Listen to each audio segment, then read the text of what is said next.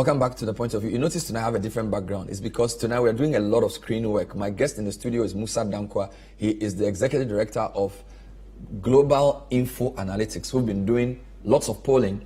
Musa is here to talk to us about what they've seen. And I think the big headline from Musa, before we even get into the charts, is you're saying it's too close to call. Yes. 24 hours, actually less than 24 hours to the vote. You're still not sure who's going to win? No, I'm not sure. But 100% not. You're not sure? 100% no. Will this be the first election that you're not sure of? I think this is the most difficult by-election that I find difficult to make a call. This is the most difficult by-election? Even though we interviewed 10,000 voters. You've interviewed 10,000 voters? In Assin. And you are not sure who's winning? No. You can't be serious? Yes. How long have you been working there in terms of doing In fact, I think from 3rd June. June 3? June 3 to June 6, there was a report. Okay. And then we did up to June 11th, there was a report. Wow. And June 18th, there was a report, and then 25th. But the first three, we didn't publish them. June 3 to 6, June 11, June 18, yep. And then June 25, which was yesterday. Yes. And you still are not sure who's winning? No. It's a dead heat. It's a dead heat. I mean, it started very well for MPP, very, very well. In your first poll? In my first poll. But since then, they've been sliding in the polls averagely 1% every day. Every day they slide 1%? Yes. So it's almost like Charles Opoku was in a good lead. Comfortable one. In the beginning of June? Yes.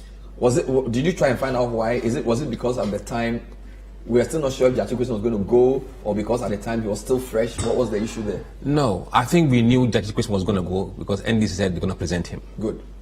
And at the time of the first poll, MPP had two candidates that were running as a scenario.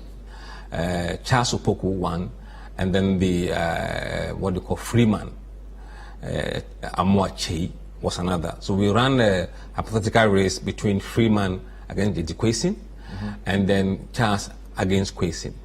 And in the race against Charles, Kwesi was losing 57%, 38%. Wow, almost 19%. 90% advantage for Charles against Jackie Kwesi. But when you compare Jackie Kwesi to the Freeman, Kwesi was winning landslide. Oh, really? Yes. So this Freeman guy was a potential candidate? Yes. And I think if he had won, this Kwesi would have gone to sleep.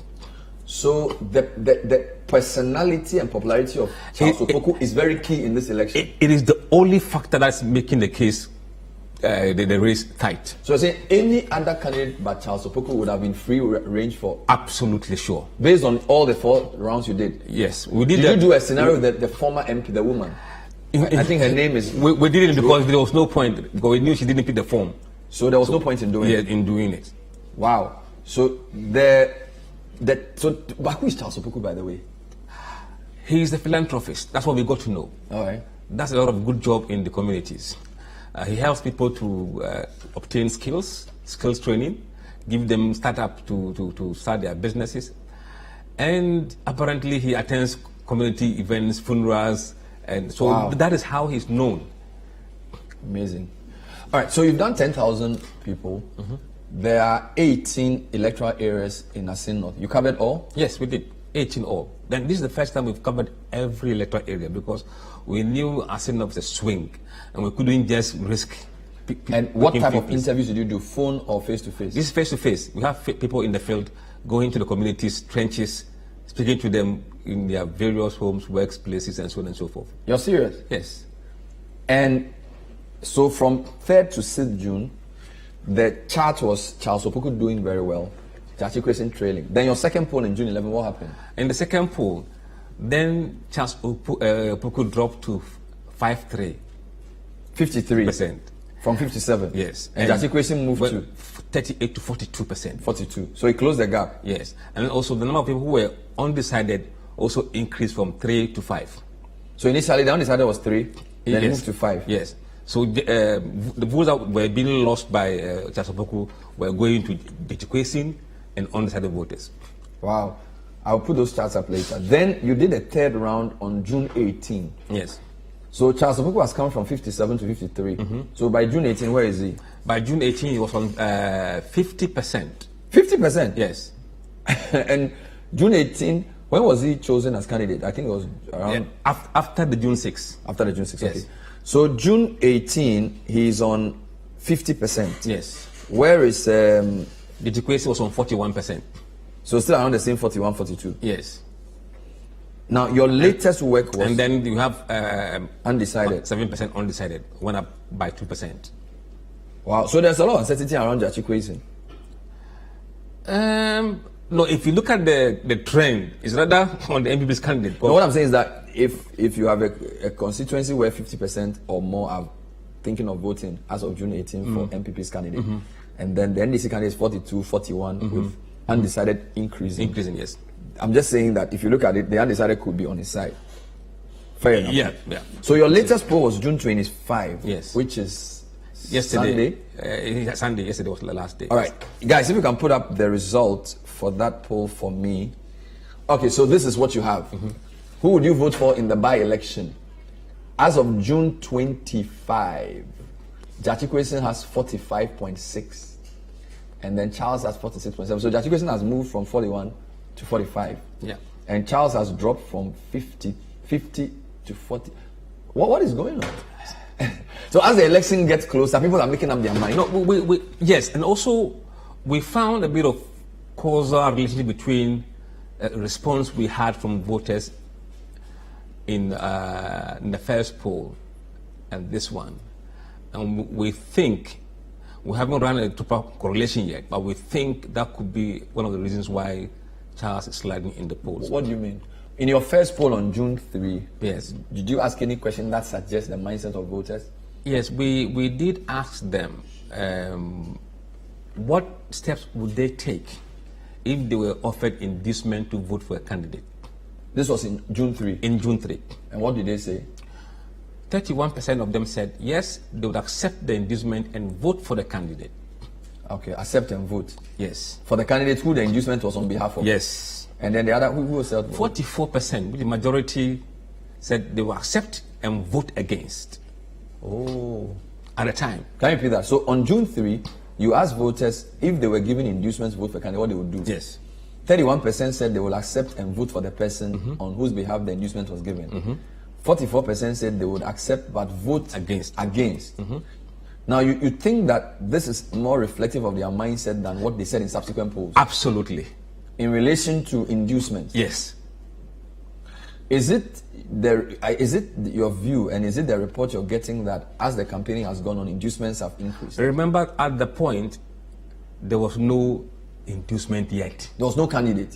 There was no candidate and no money has come through as inducement. But subsequent to that, when the candidates were known, then inducements begin to flow. Okay. Now, as at yesterday, those who said would accept and vote for shot from 31 to 78%. That tells you that the inducements are probably being given.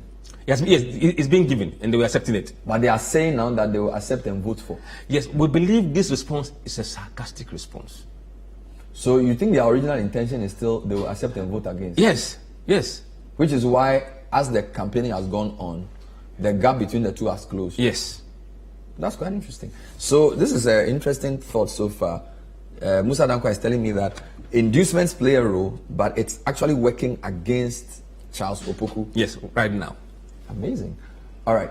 Now we would go into a breakdown of the results because I would have loved to look at which places is Charles Opoku strong, which places Jachikwesi strong, because it's now a dead heat.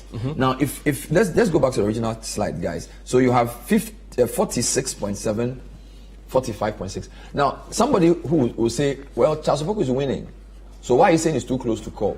Statistically, what do you mean by this is too close to call? Because somebody has 1.1% more than another person. Right. If you look at the poll's margin of error, it's 1.9%. So Okay. if your lead over any candidate is less than the margin of error, it's a tie in statistics. Besides that, you have 6.9% of voters. 7% of voters say they don't know. They don't know yet. So if these guys decide to go left or right, that's it. We'll try and find out who these 7% who say they don't know are. But my understanding of margin of error, so you're basically saying that Jachikwesin has 45.6, Opoku has 46.7. Margin of error of plus or minus 1.9 means that Jachikwesin could either get plus 1.9 of the 45 Absolutely. or minus 1.9. Yes. And the same for this man. So it's even possible that Jachikwesin could get more. Maybe leading. Or so it's too close. It's too close, yes. As of 25th. Yesterday, 3 o'clock. There's a chart showing this trend. If you can show it for me, guys. There's a chart showing the closing gap between the two. So what you're telling me is that on June 6, 57.38, June 11, 53.42, June 18, 50.41, 7%. So it's also, but I don't understand why undecided is going up. Because when you are losing ground, the number should either go to your opponent or people who are not decided. And that's what is happening.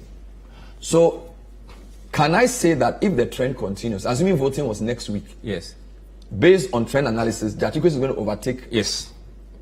So you'll not be surprised if the NDC guy beats him by tomorrow. I won't be surprised. Because he's going up and this guy's coming down. Yes. I won't be surprised.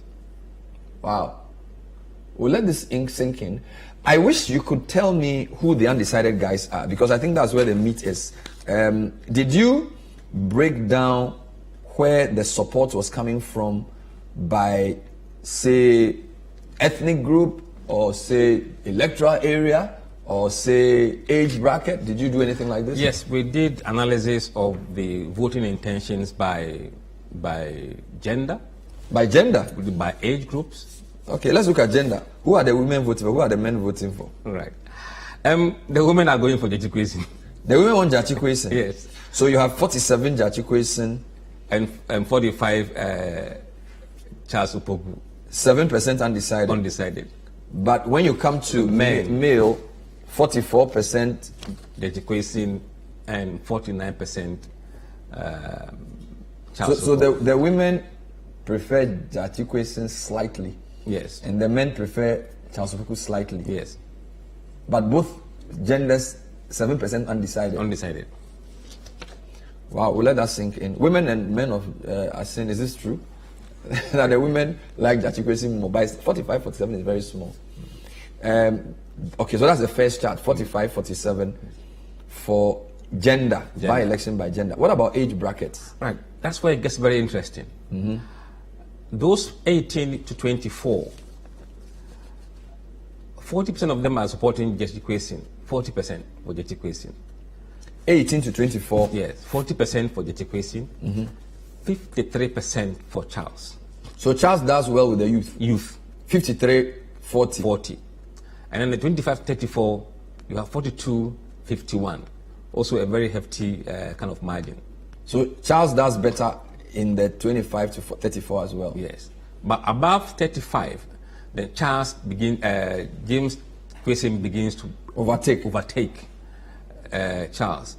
So 35 to 44 is 47 to 44, and then 45 to 54, 57 to 37, and then 55 to 64 is 62%, 32, and plus 64 plus 67% to 33%. So it is a generational divide in a sense of now. So as the voters increase in age, they tend to support Jachikwesin. But that's interesting. Older voters support Jachikwesin, younger voters support. But that should be to the advantage of the MPP, because there are more young voters than old voters. Oh? Yes. The problem for this is how to get the young voters to the polls tomorrow. Young voters are difficult to get to the polls. They are one of the unreliable voting blocks globally. So it's not only going to be just Ghana, but globally, younger voters are very difficult to get to show up to vote. If they don't show up, it means Charles will be in trouble tomorrow. This is interesting. So more women prefer Jachikwesin to men, but it's very slight. But there's a clear pattern, and I'm sure you can see the chart. Age-wise, the younger they are, the more they support the MPP Charles Opoku. The older they get, the more they support the NDC candidate. Did you break this down by ethnic group? Yes, we did, and that one too gets very interesting. Right. Let's look at the Ashanti Akan group. You put all accounts together. Together, yes. You didn't separate Fanti. No. From Ipkapim to Achim. It will be too much for the graphic. So just Ashanti Akan. Akan together. People who speak Tree. Yes. What's the split? Gitikwesen is leading Charles 48 to 45%. 48 to 45 among the Akans. Interesting. And then the second largest ethnic group, by the way, is the Ewe group. So this is an interesting chart I saw. In the breakdown of the people you interview, does this align with Electoral Commission or Statistical Service? It doesn't have to, because this is not a nation. So when you go to ethnic groups, Ashanti Akan is almost 80%. Yes. Ebe is 13.8. In the Assin North, they are heavily represented there. I never knew this. Heavily represented. The third is actually Ada, and then the fourth is Guan. Yes. So all accounts almost 80%. The second largest ethnic group is Ewes. Ewes. Unbelievable. So when you come to the Ashanti Akan, Jachikwesen is leading. Jachikwesen is leading by about 3%. 48 to 45. Yes. And when you go to Ewe, that is where we think there's something not right. Why is there something not right? For the first time, beside Hohoi, yes, MPP candidate is winning in an Ewe-dominated neighborhood. Why are the Ewes? Do they live together? No, they are scattered in Kushia. It's not one place. Across the entire constituency. But when you disaggregated your study for ethnic groups, yes, the Ewes are supporting Charles 54 to 54% compared to 37% for Jachikwesen. That's quite interesting. Yes. Wow. This could be one of the sources of our suspicion. We'll come back to it later. We will talk to the MPP's Director of Elections in the person of Evans Nimaku and check with him how they're doing. All the major political parties, the two main parties are there. Everybody in that party is in Assin North. So we actually will call them on the phone to speak to them because we're not even sure we can get them on a video call. So my question to Evans Nimaku is, good evening, Evans. Are you winning? Yes, thank you very much for this opportunity. If you're asking me whether the new Patriotic Party's candidate, Mr. Chasopoku, is winning the Assin North by-elections, I'm telling you with all the confidence within me that it is not in doubt. If you are here in Assin North, if you meet as many as 10 people, almost 7 of them will tell you that they are voting for Chasopoku. So for us as new Patriotic Party, we are certain in our minds that having consulted across board the voters in the constituency, i.e. opinion leaders, the chiefs and people of Assin North, the clergy, our brothers in the Muslim community, you can be rest assured that the NPP's candidate Chasopoku, or by close of day tomorrow, will be announced and declared by the EC as the new Member of Parliament for Assin North constituency. I mean, I think this is on the backdrop of the fact that the NDC's sponsored candidate, Joe Quason, had lied to the good people of Ghana, had lied to the good people of Assin North, and they are not ready to vote for anybody who doesn't say the truth. So please, I can assure you that the good people of Assin North are ready to vote for Chasopoku. What is the MPP's main message? It appears the Jachikwesen uncertainty seems to be the lead issue. I heard the president make reference to it. You have made reference to it as well. So is the MPP campaigning on the uncertainty around Jachikwesen? What is your message? The voters in Assin North are weighing between Chasopoku and Jachikwesen. That Chasopoku, who not even being a member of parliament, is seen as a development agent more and outweighs that of a certain member of parliament who had been Jachikwesen, who had been away for the past 45 years in Canada and has nothing to show in the constituency.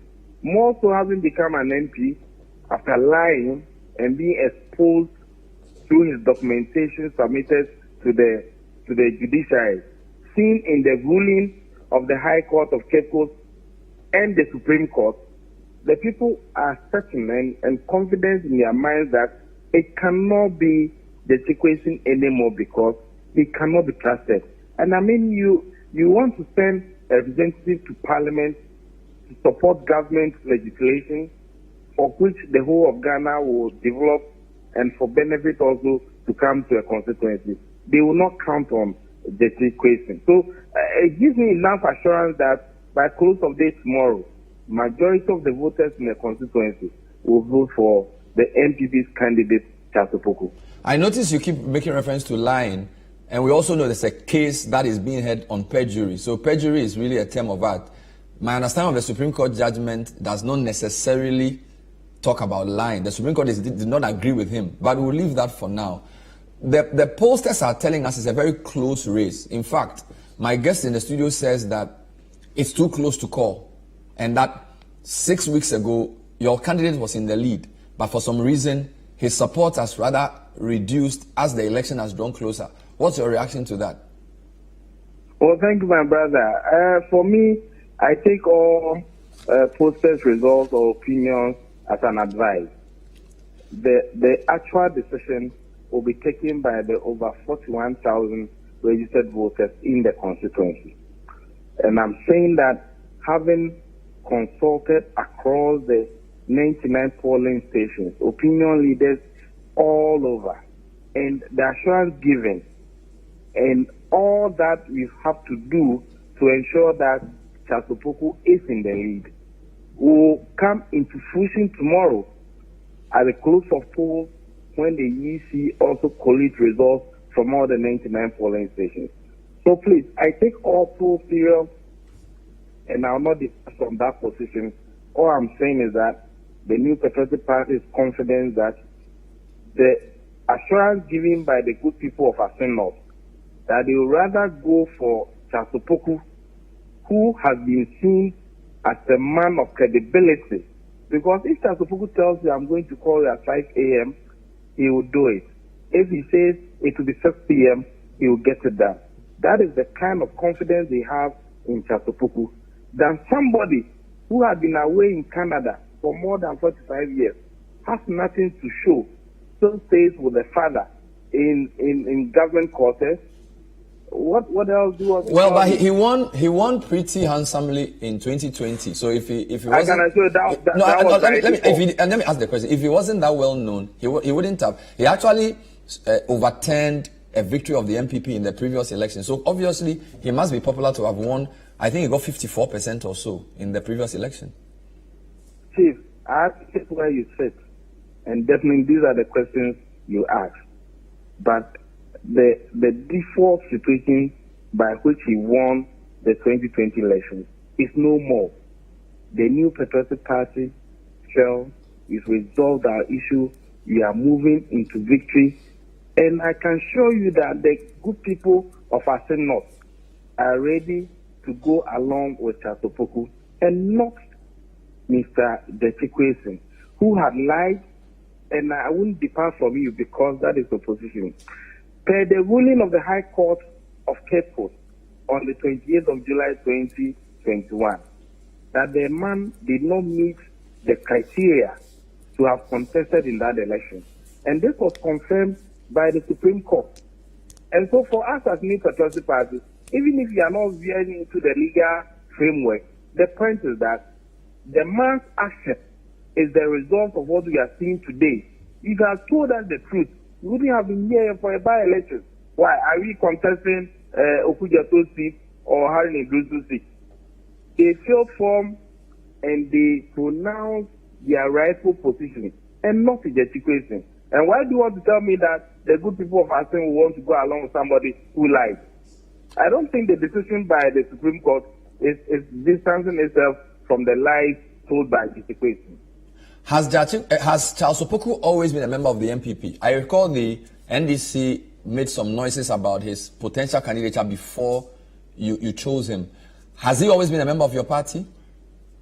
the name Charles Opoku has always sent chills to the spine of the NDC.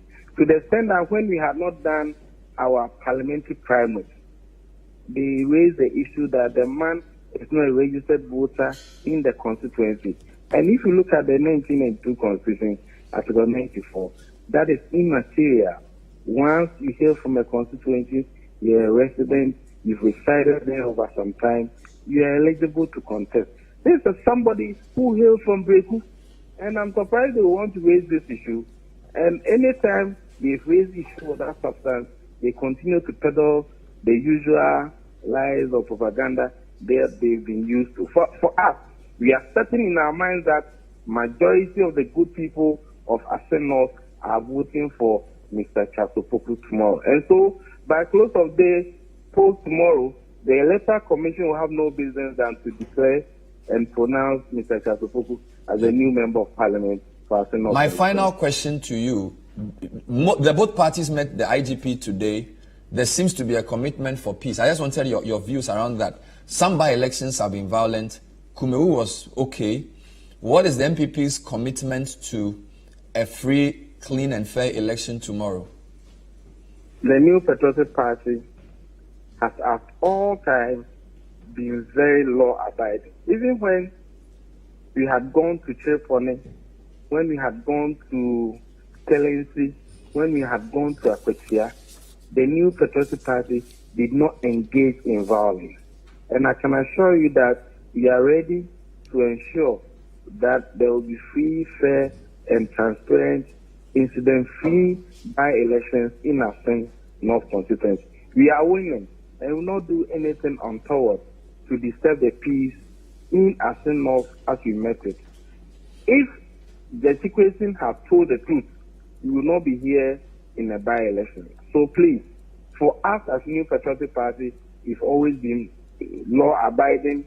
The NDC will always raise the issue of Ayawaso West program, but nothing came on the part of the New Patriotic Party. So as you speak, I can assure you that the engagement with the IGP, that we all abide by the rules of the engagement, the New Patriotic Party is 100% in support of that arrangement. Quickly, there have been some allegations that the MPP has been trying to bribe voters by giving them inducements. In some reports, they are told people are giving, 50 CDs in households. In some other places, they are giving items. Is this true? What do you make of those reports? As long as they remain allegations, I would not want to engage on it. But I can assure you that we appreciate the legal framework. We are engaging voters in their homes. We are engaging voters on the voters register. And assurance is being given is that they are voting for the MPP sponsored candidate, Charles Opoku. I will leave whatever it is in terms of the NDC propaganda for them to keep on selling it. And so please, I can assure you that the New Patriotic Party is law-abiding. We are sponsoring our candidate, Charles Opoku. What about development projects that we see, road being constructed overnight and those type of things? It will be difficult for me to accept this because if you want to award road contracts, it doesn't take overnight. You need to go through a whole process of bidding, of getting PPA approvals and all that. So if the NDC rather want to waste people's energies on discussions of this nature, I, Ivan Simako, would desist from such engagement, please. We wish you well. Good luck. My brother, I'm happy. Take care. Evans Nemakun is the Director of Elections for the New Patriotic Party. This is still the point of view. We are essentially looking into the Assin North crystal ball. In studio, I have our pollster, the man, Musa Dankwa, whose team has been working there for the whole of June. Series of results. He said it's too close to call. We'll come back and look more at what he's done. And then later on, we'll speak to other people. Stay with us.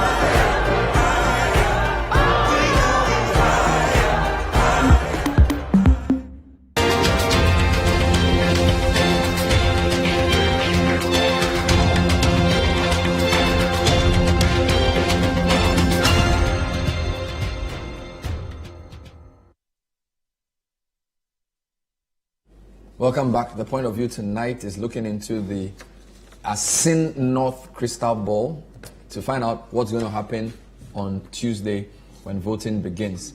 My pollster, Musa Dankwa, Global Info Analytics, he says it's too close to call. He's been working on the polls from the 3rd of June. At the time, Jati Kwesen was not even close to Charles Opoku. Now, it's basically a statistical tie because both men have around the same number, and that's the big number we've been putting on the screen since the show started. I just wanted a couple of thoughts around geographical areas of dominance. You've already told me that the youth appear to prefer Charles Opoku, the older prefer Jati Kwesen. Women appear to prefer Charles Opoku to men. No, women prefer Jati Kwesen to Charles Opoku, I think. But that's very close. Yes. And then in the Akan group, Jati Kwesen does better. General Akan group. Yes. But in the Ever group, the MPP candidate does better, which is pretty weird. Yes. Did you do any? You broke this down on an electoral area basis. Yes. Can you name a stronghold of, say, one of them? Which are the 2 or 3 electoral areas that Jati Kwesen does best? Okay, Jati Kwesen's best comes from Ghana camp. Ghana camp. At in time. At Time. Yes. Right. He gets 60% there. Ghana camp at Time. Yes. Followed by where? Followed by Odumasi, 59%. Odumasi, 59%. Yes. And then you look at Ahmieso. Ahmieso, 57%. okay. And then Dadia Swaba, 56%. But where is he from, by the way? He's from Breku as well. Breku? Yes. Assin Breku? Assin Breku. Where is Charles Opoku from? From Breku too. Same town? Yes. Interesting. Where is Charles Opoku's best? Best performance is coming from Kushia. Assin Kushia? Assin Kushia, where he gets 78%. Wow. That's a big one. That's a big one, yes. 78%. Yes. And then the next best place for him? Is Senchem, 59%. Interesting. And then you have Enja, 56%. And then Wawase, 52%. You did a very thorough work. Where are the people mostly undecided?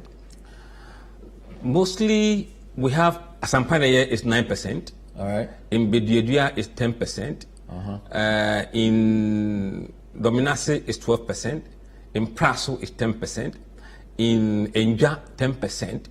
And in Brekutu, 12% undecided in their hometown. So in their hometown, so the largest 2 undecided are Dominase and Breku. And Breku. Both 12%. Yes. Wow.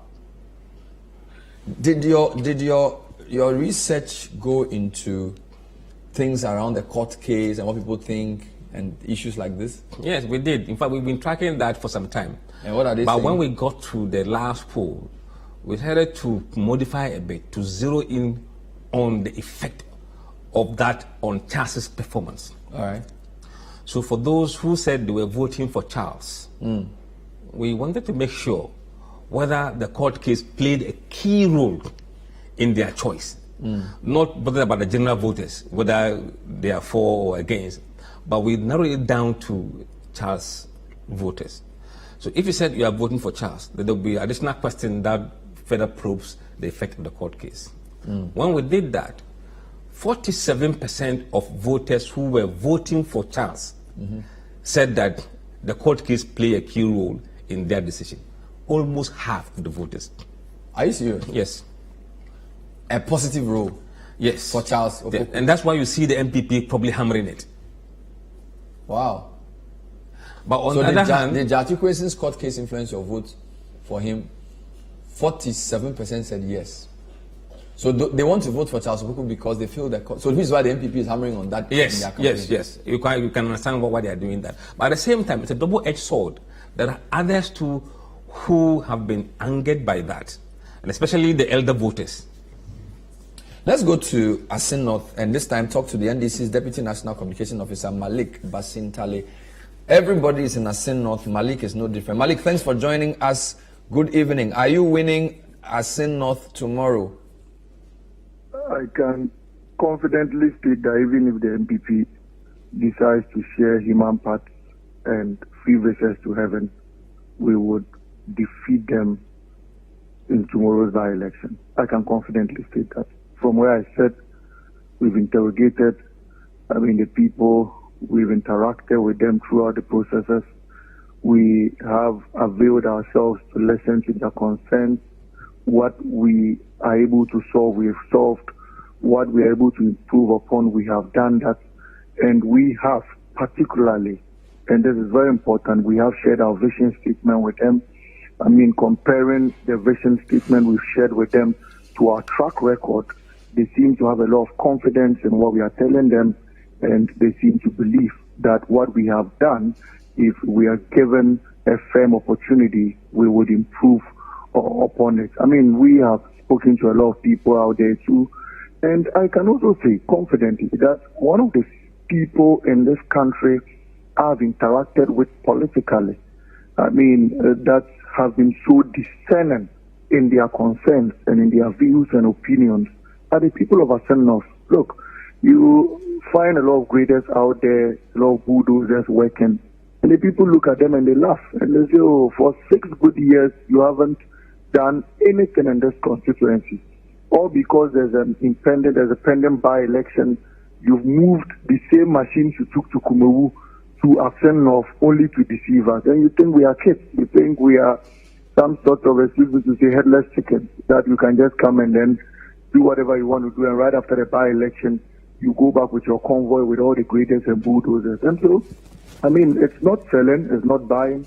The people have assured us, the people have told us that it was not by mistake that they voted for James Gachukwu on 7 December 2020. It was not by mistake. Malik, are the voters not worried about the court case he faces? I noticed the president emphasized that in his campaign over the weekend. Are they not concerned that if they vote for him, there's the possibility that history could repeat itself because he's been going to court throughout the past 3.5 years? They are rather concerned about the fact that President Akufo-Addo has decided to pass judgment even before the case is heard. Their concern is that we have a president who should be a respecter of law, and in this particular instance decided to stand on the podium and say that he's a man who's going to jail.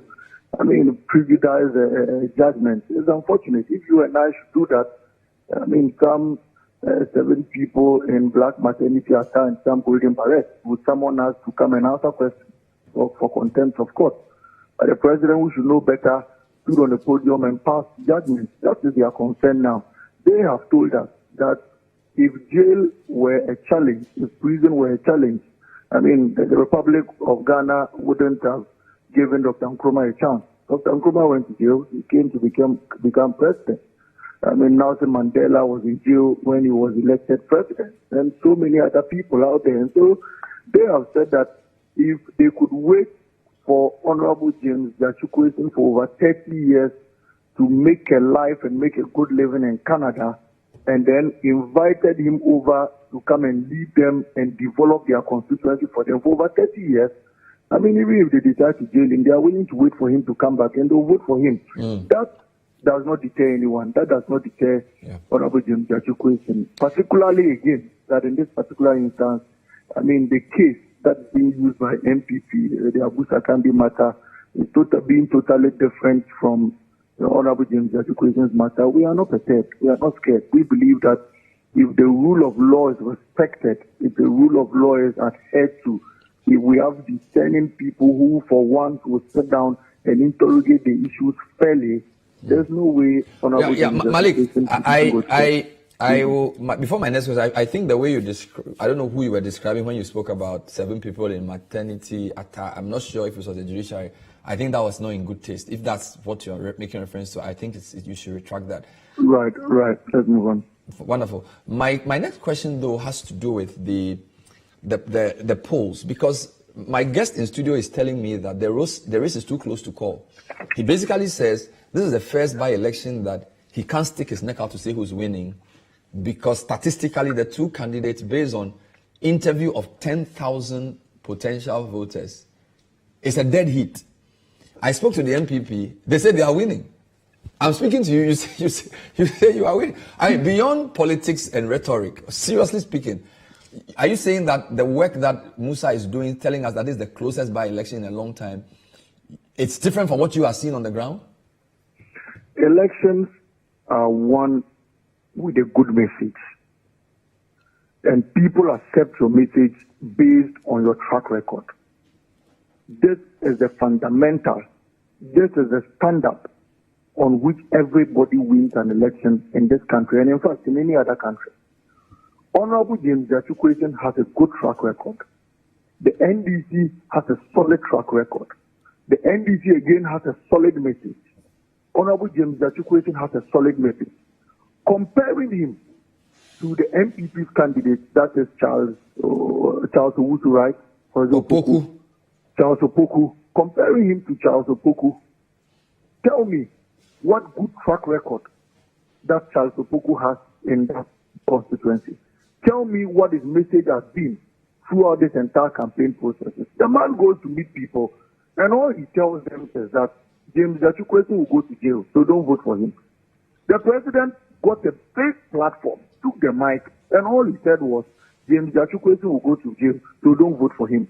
This has been their message. And so compare that with a man who appeared in a community like Akonfudi, realized that the people who were being farmers were suffering from snake bites and all that, and decided to build a chip compound for the communities like Amoni and Akirebuanda. The man appeared in Akonfudi, he decided to give them a polyclinic. The man appeared in communities like between Breku and Nisu, decided to provide a road for them. At least he was able to lift it up to gravel asphalt. And the man comes again and says that, I have given the people of Amoni a chip compound. I've given the people of Akirebuanda a chip compound. I've given the people of Akonfudi a polyclinic. If you vote for me, the people of Assin Breku, the people of Assin Praso, and the rest will also benefit from several health facilities I'm going to give you. Compare that message to another man who goes to tell you that the one giving you this message will go to jail, so don't vote for him. Bernard, if you were a voter in Assin North, who will you choose in this particular election? So these are the analysis we are making. Wonderful. The second point has to do with the justice, the injustice in this particular matter. I've already made a point that the people of Assin North are so discerning, and they have told us that at least they want to vote for Honorable James Jachukwu so that people will know that you cannot sit somewhere and determine who should come and lead them. In fact, you are not only determining who should lead them, you have brought someone from another town. This is the man who doesn't even vote there, and that is a moral sin. He's a man who votes in Tafa. He has never voted there. It's only his wife who votes there. Yesterday, listening to them, I realized that there is a deliberate attempt to center the campaign around his wife. And they are saying his wife has been good to people, so they should vote for him. Then why couldn't the wife have been on the ballot paper? The wife is 18 years and above. She's legally solid to contest in this particular election. If you think she was the best candidate, she should have put on the ballot paper. And so the people want to vote against injustice. The people want to vote against oppressors' rule. And the people want to demonstrate that even God in heaven in our holy books have said that his will is always the will of the people. And the voice of the people will always be his voice. And so a simple majority will always determine Malik, I don't know which of the holy books you are referring to, but the two of them that I know, God didn't say that his will is the will of the people. The two that I know, I don't know. But let me end by asking about the security arrangements. The IGP met the two political parties. What signal did the NDC pick from that meeting, and how confident are you that the poll tomorrow will be incident-free? I mean, the IGP made a point that they were going to protect lives and property, and they were going to ensure a credible, free and fair election, tying their cross to that of the Electoral Commission. They were going to ensure sanity, and they were going to ensure that everybody respects the rule of law there, and law and order is maintained throughout the processes. I mean, this is a standard practice. This is what they would always say. We are hoping that they should demonstrate what they have said. They should act upon what they have said. They should practicalize it. It shouldn't just be on paper. It shouldn't be on theory. At least, regrettably, we have seen what happened in the Ayawaso West Wagon by-election, where we had to even spend huge sums of money in setting up a commission to investigate a matter that, in fact, no prosecution was done in that particular matter. We don't even want to get to that point again. We don't want to get to a point where we would finish a by-election, we come back again, and we have to go to the drawing board again. At least our democracy is growing. Let's improve upon it. Wonderful. We are only urging them that they should set up, they should, practicalize whatever they are saying. They should ensure that they put it into full force. We are ready to comply so long as they ensure that the right processes are adhered to. That is all. We are ready. All But right. should they, at any point in time, decide to repeat a similar incident to what happened in Ayawaso West Wakomba election, trust me, per the laws of this country and as said in the Constitution, All right. we'll protect ourselves and we'll protect it with our last blood. Thank you very much, Malik Basintale. We wish you good luck in the election. Grateful. As we did wish Mr. Nimakun Evans as well. This is still the point of view. When we come back, we'll take some final thoughts. I'll go back to Assin North and speak to my correspondent. So NDC say they are winning, MPP say they are winning. My pollster says he doesn't know who's winning. It's too close to call. He will not be surprised whoever wins. But it will not be a big margin, I guess, because of the closeness. I'll go to my correspondent in Assin North to ask him what he is seeing. Stay with us.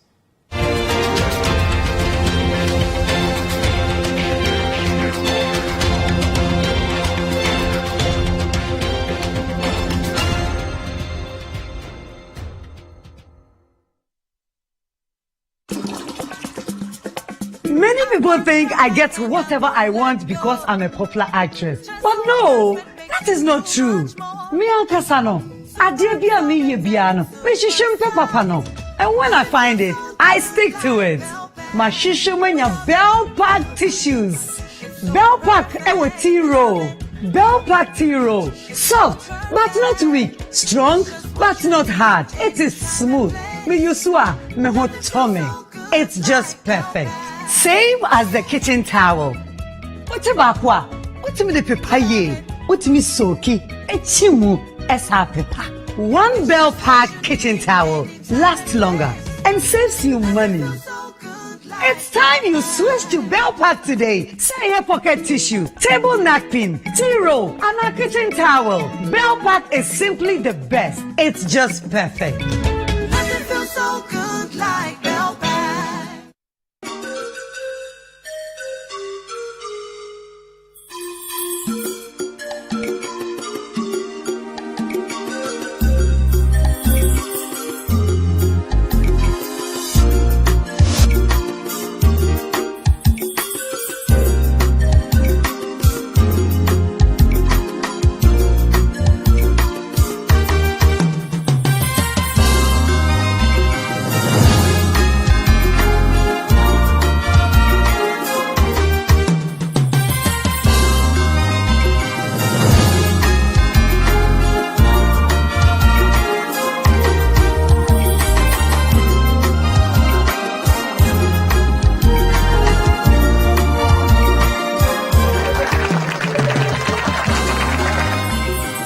Whatever the occasion, with ATL, you can never be out of style. ATL, bringing fabric to life. Finally, anyone can become a house owner. Oh, wow. Yeah. You go Flip, a real estate gaming platform that allows you to play and stand a chance of winning a house or cash or consolidated prizes, such as savings towards a house. Simple and easy to play. Visit www.ugoflip.com. Buy a ticket to enter the game. Wait for the end of the game to enjoy the win. Anyone can win. Flip it or own it. This advertisement has been vetted and approved by the Gaming Commission of Ghana. Play responsibly, not for persons below 18 years, and gaming can be addictive.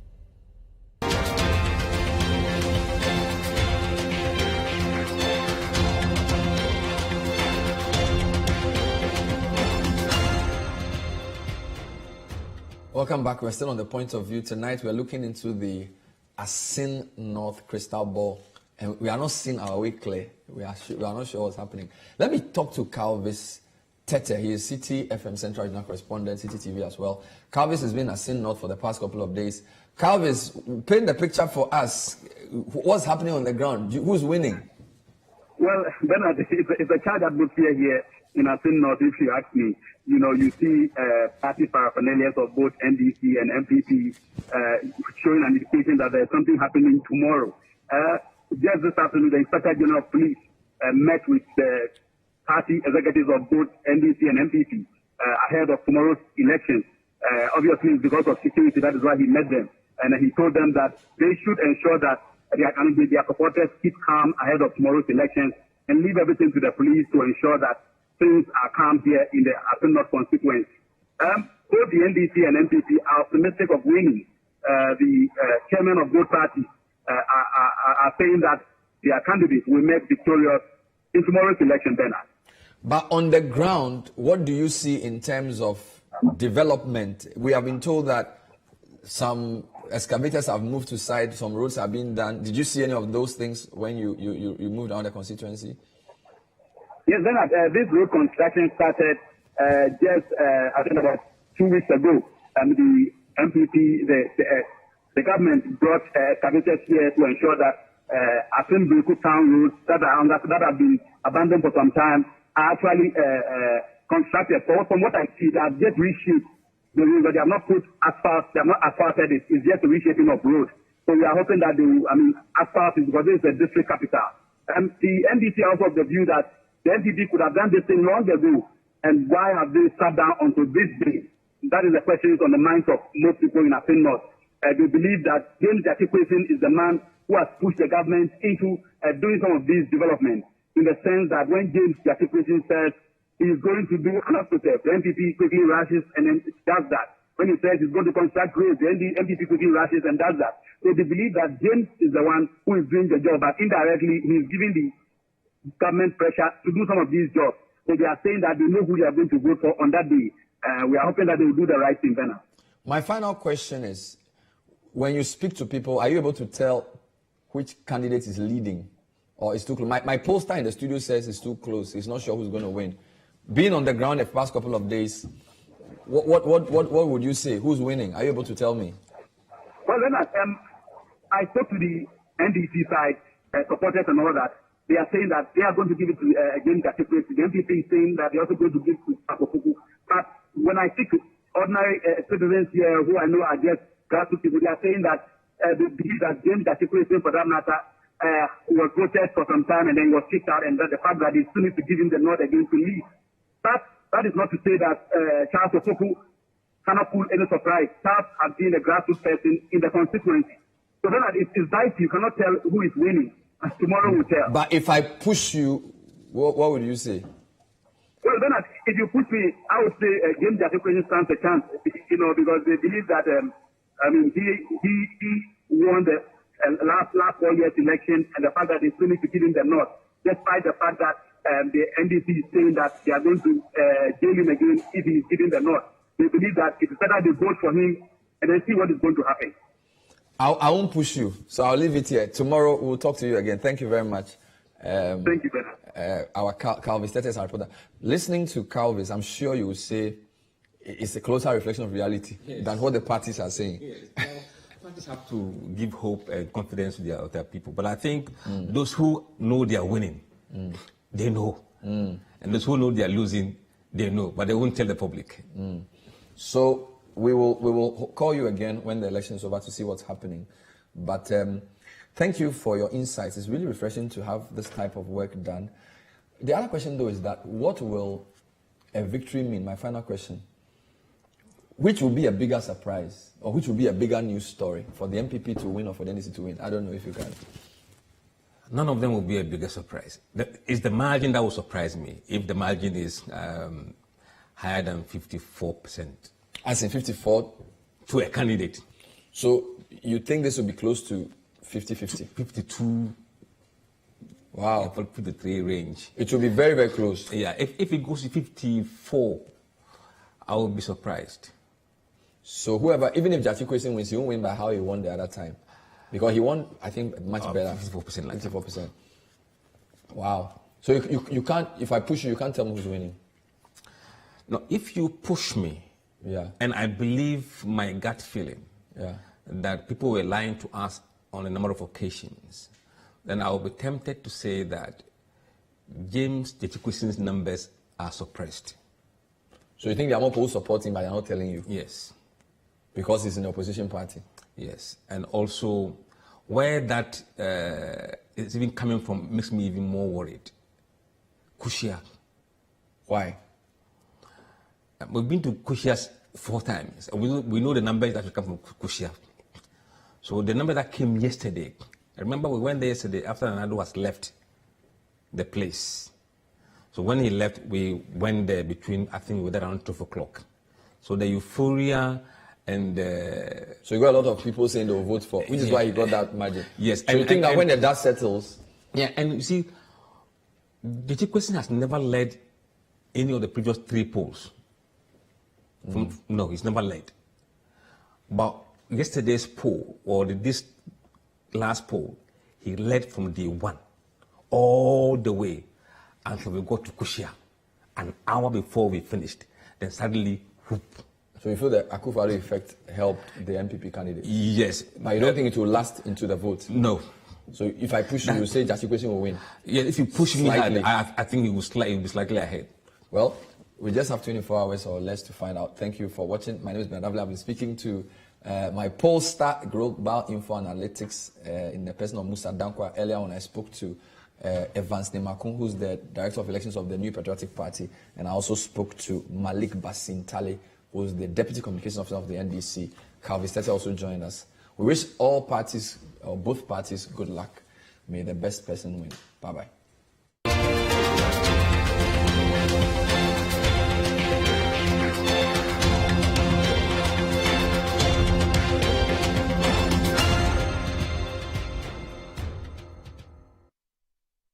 The Point of View is brought to you by Bellpack. Bellpack, just perfect.